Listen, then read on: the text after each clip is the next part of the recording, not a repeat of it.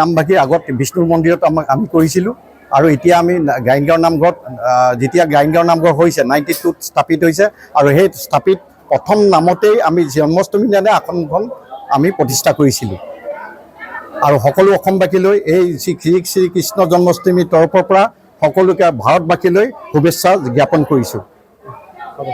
যি মানে জন্মাষ্টমী উপলক্ষ কৰি গাইনগাঁও নামঘৰত কৃষ্ণৰ নামেৰে গোটেই মানে অসমবাসীক আমি জনাব বিচাৰিছোঁ যাতে কৃষ্ণময় হ'ব লাগে গোটেই অসমবাসী, বেয়া বস্তু ব্যৱহাৰ নকৰি ভাল বস্তু ব্যৱহাৰ কৰি সকলো ৰাইজ মানে একত্ৰিত হৈ আমি অসমীয়া জাতিটো কেনেকৈ আগুৱাই যাব পাৰোঁ তাৰ কাৰণে ভগৱানৰ ওচৰত আমি প্ৰাৰ্থনা জনাইছোঁ।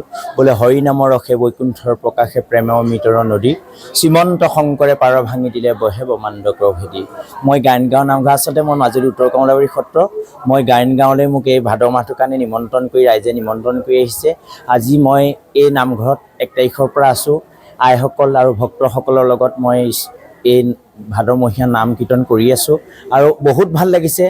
আজি মানে জন্মাষ্টমী ইয়াত দিনৰ ভাগতে উদযাপন কৰিছে ইয়াৰ কমিটি সভাপতি ছেক্ৰেটাৰী সকলোৱে গোটেইখিনি ৰাইজ মানে জাতি জনগোষ্ঠী সব একে কৰি সকলোৱে তেওঁলোকে নাম কীৰ্তন কৰিবলৈ আগবাঢ়িছে। গতিকে এই প্ৰাৰ্থনীৰে ভাদ মাহতে মই সকলোলৈকে প্ৰাৰ্থনা জনাইছোঁ যাতে সকলো কৃষ্ণময় হওক।